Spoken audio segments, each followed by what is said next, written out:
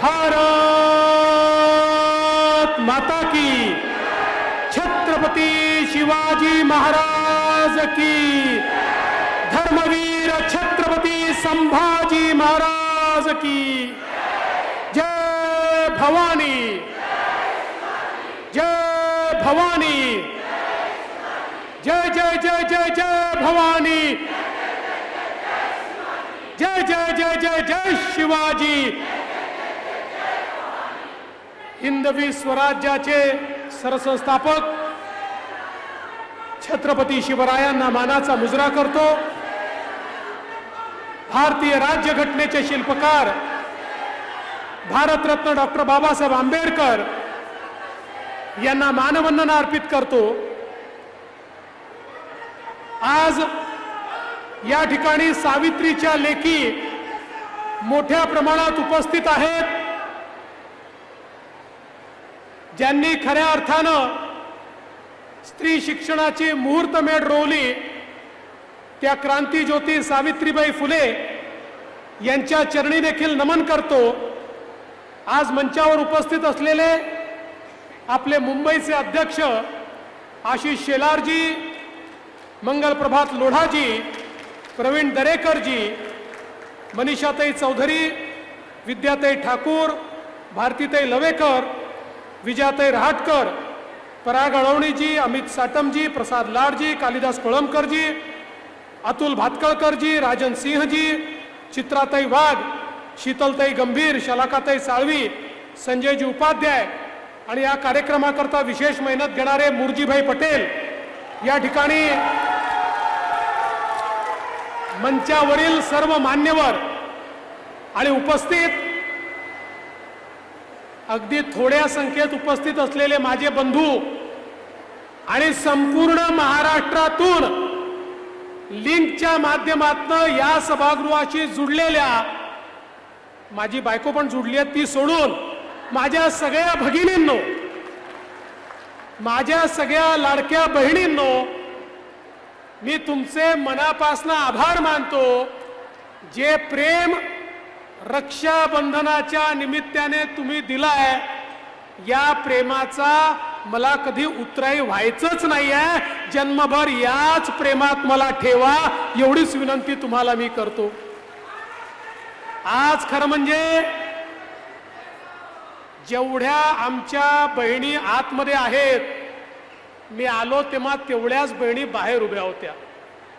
मुरजी भाई थोडा अंदाज चुकला, जागा कमी पडली, त्या माझ्या बहिणी देखील म्हणत होत्या आम्हाला आत यायचं आहे, पण पोलिसांना मी विचारलं तर ते म्हणाले साहेब बाहेरची संख्या इतकी मोठी आहे, त्यांना जर आतमध्ये घेतलं तर स्टॅम्पिड सारखी या ठिकाणी अवस्था होईल। त्यामुळे त्या बहिणींना सांगतो, तुम्हाला या हॉलमध्ये जागा मिळाली नाही तरी आमच्या हृदयात तुमची जागा आहे, एवढं लक्षात ठेवा। त्यातल्या काही बहिणी निराश होऊन परत गेल्या, त्यांच्याकरता वेगळा कार्यक्रम निश्चितपणे घेऊ। पण मला अतिशय आनंद आहे, संपूर्ण महाराष्ट्रातल्या सगळ्या जिल्ह्यातनं हजारो भगिनी आपल्या सोबत आज जुडल्या आणि त्यांनी त्यांच्या प्रेमाचा वर्षाव केला। खरं म्हणजे एक गोष्ट सांगतो, मला कोणी देवेंद्रजी म्हणतं, मला कोणी देवेंद्र म्हणतं, मला कोणी देवेन म्हणतं, कोणी देवा भाऊ, कोणी देवेन भाऊ म्हणतं, पण मला सर्वात जास्त काही आवडत असेल तर माझ्या बहिणी जेव्हा मला देवा भाऊ म्हणतात तेव्हा मला ते सर्वात जास्त आवडतं। कारण बहिणींनो, एक गोष्ट लक्षात ठेवा, मगाशी देखील मी सांगितलं, देशाचे प्रधानमंत्री माननीय मोदीजींनी आपल्याला सांगितलं, विकसित भारत घडवायचा असेल तर आमच्या मातृशक्तीला, आमच्या बहिणींना देशाच्या मुख्य धारेमध्ये आणल्याशिवाय भारत विकसित होऊ शकत नाही। जोपर्यंत महिलांना अधिकार मिळणार नाही, जोपर्यंत महिला आर्थिकदृष्ट्या सक्षम होणार नाही, जोपर्यंत त्यांचे हक्क आणि अधिकार त्यांच्यापर्यंत पोहोचणार नाही, जोपर्यंत त्या आपल्या पायावर उभ्या राहणार नाही, तोपर्यंत विकसित भारताचं स्वप्न कधीच पूर्ण होऊ शकत नाही। आणि म्हणून मोदीजींनी विकसित भारताकरता विकसित मातृशक्ती, विकसित भारताकरता विकसित महिला अशा प्रकारचं महिला केंद्रित धोरण सुरू केलं। आमच्या आशिष शेलारांनी मगाशी काय काय योजना झाल्या आहेत त्या सगळ्या योजना आपल्याला सांगितल्या। हळूहळू महिलांच्या जीवनामध्ये परिवर्तन होत आहे आणि सगळ्यात महत्त्वाचा निर्णय तर आगे आगे देखो होता है क्या वाला निर्णय आहे, ज्याच्यामध्ये मोदीजींनी सांगितलंय आता पुढच्या काळात 2027 नंतर जेवढ्या निवडणुका होणार आहेत विधानसभेमध्ये आणि लोकसभेमध्ये आता महिला प्रतिनिधी त्या ठिकाणी निवडून जाणार आहेत। महाराष्ट्राच्या विधानसभेमध्ये 100 महिला आपल्याला पाहायला मिळतील आणि त्याच्यापेक्षा दुप्पट महिला देशाच्या लोकसभेमध्ये आपल्याला पाहायला मिळतील। मोदीजींनी तर देश चालवायची जबाबदारीच आता महिलांना दिलेली आहे आणि या ज्या योजना आपण तयार केल्या बघा, योजनांचा परिणाम काय असतो। ज्यावेळी आम्ही निर्णय घेतला महिलांना एसटी मध्ये 50% तिकीट फक्त लागेल, लोक म्हणाले एसटी अडचणीत आहे, अजून तुम्ही 50% तिकीट म्हणता, ती एसटी बंद होईल।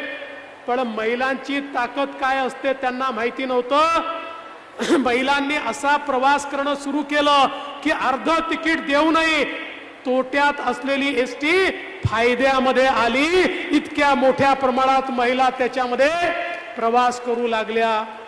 आज आपण लाडक्या बहिणीची योजना आणली आहे। लाडक्या बहिणींना 1500 रुपये त्यांच्या खात्यामध्ये आपण देतोय।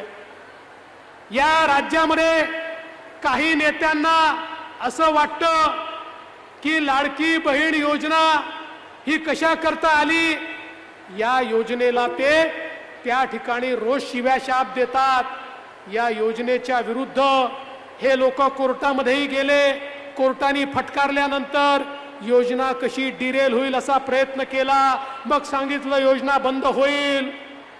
पण मी तुम्हाला एवढंच सांगतो, या सावत्र भावांवर विश्वास ठेवू नका। हे सावत्र भाऊ तुम्हाला काही कालपर्यंतही देत नव्हते, आजही देत नाहीत आणि उद्याही देणार नाही। पण तुमच्या आशीर्वादानं आपल्या सरकारने या ठिकाणी 31 मार्च पर्यंतचे पैसे बजेटमध्ये ठेवले आहेत आणि पुन्हा एकदा तुमच्या आशीर्वादानं आपलंच सरकार या ठिकाणी येणार आणि पुन्हा पुढच्या 1 वर्षाचे पैसे बजेटमध्ये आम्ही ठेवणार। अरे बजेटमध्ये नियमाने 1 वर्षाचे पैसे ठेवता येतात, 5 वर्षाचे ठेवता आले असते ना तर आताच 5 वर्षाचे पैसे आम्ही ठेवून दिले असते। पण लाडक्या बहिणींनो चिंता करू नका, त्या ठिकाणी आपल्याला जोपर्यंत आपलं महायुतीचं सरकार आहे तोपर्यंत ही योजना कोणीही बंद करू शकणार नाही। आता हे लोक आम्हाला विचारतात 1500 रुपयात काय होणार। सोन्याचा चमचा तोंडामध्ये घेऊन जे पैदा झाले त्यांना 1500 रुपयाची किंमत समजू शकत नाही। हॉटेलमध्ये गेल्यानंतर 2-2 हजार रुपयाची टीप देणाऱ्यांना 1500 रुपयाची किंमत समजू शकत नाही। पण माझी ती गृहिणी जी आपल्या घरामध्ये महिन्याच्या शेवटी हिशोबाचा मेळ मिळवते आणि मग तिच्या लक्षात येतं या महिन्याचा खर्च पूर्ण पडत नाही, त्या माझ्या भगिनीला विचारा 1500 रुपयामध्ये काय त्याचा परिणाम होतो। त्या माझ्या भगिनीला विचारा, त्या 1500 रुपयामध्ये मुलाच्या शिक्षणामध्ये मदत करू शकते, मुली करता 2 गोष्टी त्या ठिकाणी घेऊ शकते। अरे तुम्ही तर कालपर्यंत काहीच दिलं नाही आणि आता आम्ही देतो तर त्याला नावं ठेवायला हे लोक निघाले। याला उत्तर आमच्या लाडक्या बहिणीच देतील। पण आपल्याला माहिती आहे महाविकास आघाडीतले जे पक्ष आहेत यांच्याकडे ब्रीदवाक्य काय आहे, यांच्याकडे ब्रीदवाक्य लाडकी बहीण नाही आहे, यांच्याकडे ब्रीदवाक्य लाडका मुलगा आणि लाडकी मुलगी। म्हणजे मुख्यमंत्री झाला तर माझा मुलगा, प्रधानमंत्री झाला तर माझा मुलगा, मुख्यमंत्री झाली तर माझी मुलगी। यांच्याकडे 2च योजना चालतात, लाडका मुलगा आणि लाडकी मुलगी। आमच्याकडे या ठिकाणी उपस्थित असलेल्या आणि महाराष्ट्रातल्या 12 कोटी ज्या काही जनता आहे त्यातल्या सगळ्या महिला या आमच्या एक सोडून आमच्या भगिनी आहेत आणि त्यांच्याकरता फक्त त्यांची मुलं एवढाच त्यांचा संसार आहे, त्याच्या पलीकडे त्यांना पाहायचं नाहीये। मला आनंद वाटतो आज आपल्या महिलांकरता आपल्या सरकारने उच्च शिक्षण मोफत केलंय। 507 कोर्सेस आता मुलींना इंजिनियर व्हायचं असेल, डॉक्टर व्हायचं असेल, BBA व्हायचं असेल, MBA व्हायचं असेल, BTech करायचं असेल, सगळ्या कोर्सेसमध्ये मुलींची 100% फी राज्य सरकार त्या ठिकाणी भरणार आहे। एकही पैसा आमच्या मुलींना भरावा लागणार नाही। बंधू भगिनींनो, मुली शिकल्या तर या ठिकाणी आपला देश भक्कम होईल, म्हणून ही योजना आपण या ठिकाणी आणली। आणि आज आमच्या महिलांना 3 सिलेंडर मोफत देण्याची योजना देखील तुमच्या भावांनी या ठिकाणी आणलेली आहे। सर्व प्रकारे आपल्या मुलींना आणि महिलांना सक्षम करण्याचं काम आपण या ठिकाणी करतो। लेख लाडकी सारखी योजना आणली, ज्या योजनेमध्ये घरी जर मुलगी जन्माला आली, मुलगी जन्माला आल्याबरोबर 5,000 रुपये, पहिल्या वर्गात गेली 5,000 रुपये, 7व्या वर्गात गेली 6,000 रुपये, 10व्या वर्गात गेली 7,000 रुपये, 12वीत गेली 7,000 रुपये, 18 वर्षाची होईल तेव्हा 1,00,000 रुपये त्या मुलीला मिळतील, अशी लेख लाडकी योजना या ठिकाणी आपण आणलेली आहे। खरं म्हणजे आज या निमित्ताने मला सांगितलं पाहिजे, केवळ आपल्या मुलींकरता नाही, लाडक्या भावांकरता देखील आपल्या एकनाथराव शिंदेजींच्या नेतृत्वातल्या महायुती सरकारनं लाडक्या भावांकरता देखील योजना आणलेली आहे, ज्यामध्ये आता आमच्या भावांना किंवा बहिणींना देखील कोणीही अप्रेंटिसवर ठेवलं तर 10,000 रुपयापर्यंतचा त्याचा पगार राज्य सरकार त्या ठिकाणी देणार आहे। आणि त्यामुळे 1 वर्षानंतर त्यांना परमनंट नोकरी मिळेल किंवा त्या एक्सपिरियन्सच्या भरोशावर दुसरीकडे नोकरी करता येईल। मला एवढंच सांगायचं आहे, राज्यामधलं महायुतीचं सरकार, मुख्यमंत्री एकनाथराव शिंदे असतील, मी असेल, अजितदादा असतील, आमचं मंत्रिमंडळ असेल, सगळे आमदार असतील, अहोरात्र तुमच्याकरता मेहनत करतो आहोत। तुम्ही सक्षम झाला पाहिजे, महाराष्ट्र सक्षम झाला पाहिजे। आम्ही बोल बच्चन देणारे लोक नाही आहोत। या महाराष्ट्रात काही लोक केवळ बोल बच्चन देतात, यांची भाषणं पहा, यांची भाषणं मोठी मोठी असतात, भाषणातले शब्द मोठे मोठे असतात, पण जेव्हा देण्याची वेळ येते तेव्हा देत नाही। हे देना बँकवाले लोक नाही, हे लेना बँकवाले लोक आहे, हे केवळ वसुली करणारे लोक आहे। हे सरकारमध्ये आले तुमच्या खिशातलं देखील ओरबाडून घेतात आणि सगळ्यांकडनं वसुली करतात। त्यामुळे यांची तोंड रावणासारखी आहेत। रावण जसा 10 तोंडानं खोटं बोलायचा, तशी 10 तोंड यांची झालेली आहेत। 10 तोंडाने हे या ठिकाणी खोटं बोलतात, पण आपण प्रभू श्रीरामांना मानणारे आहोत, आपण छत्रपती शिवरायांना मानणारे आहोत। त्यामुळे रयतेची सेवा करणं हाच आपला धर्म आहे आणि तो धर्म निभवण्याचं काम या ठिकाणी आपण सगळे करतो। मी फार लांब बोलणार नाही। आज खरं म्हणजे सगळ्या जिल्ह्यांची आपल्याला बोलायचं होतं, पण धुळे ग्रामीण, मालेगाव, जळगाव शहर, बुलढाणा, खामगाव, अमरावती, यवतमाळ, वर्धा, भंडारा, चंद्रपूर, नांदेड, हिंगोली, जालना, संभाजीनगर, लातूर आणि धाराशिव या लोकांची आपण बोलू शकलो नाही। तिथल्या बहिणींची मी क्षमा मागतो, माफी मागतो, पण तुमच्याशी लिंकद्वारे नाही, बहिणींनो थेट बोलण्याकरता आम्ही येणार आहोत, हा तुम्हाला शब्द देखील आज या निमित्ताने देतो। बंधू भगिनींनो, काही नादान नेते विचारतायत 1500 रुपये म्हणजे तुम्ही त्या ठिकाणी महिलांना लाच देता का, तुम्ही त्यांना खरेदी करता का? या नालायकांना हे माहितीच नाही, बहिणीचं प्रेम कोणीच खरेदी करू शकत नाही। आईचं प्रेम हे कोणीच खरेदी करू शकत नाही. अरे 1500 रुपये नाही, 15 कोटी रुपये देऊन देखील तुम्ही हे प्रेम कधीच खरेदी करू शकत नाही. हे तर आमचा प्रयत्न आहे की जे प्रेम आम्हाला मिळतं, ज्या प्रेमाने आम्हाला ऊर्जा मिळते, ज्या ऊर्जेमुळे आम्ही सेवा करू शकतो, आम्ही देखील आमच्या बहिणींना काही ना काही ओवाळणीच्या स्वरूपामध्ये टाकावं.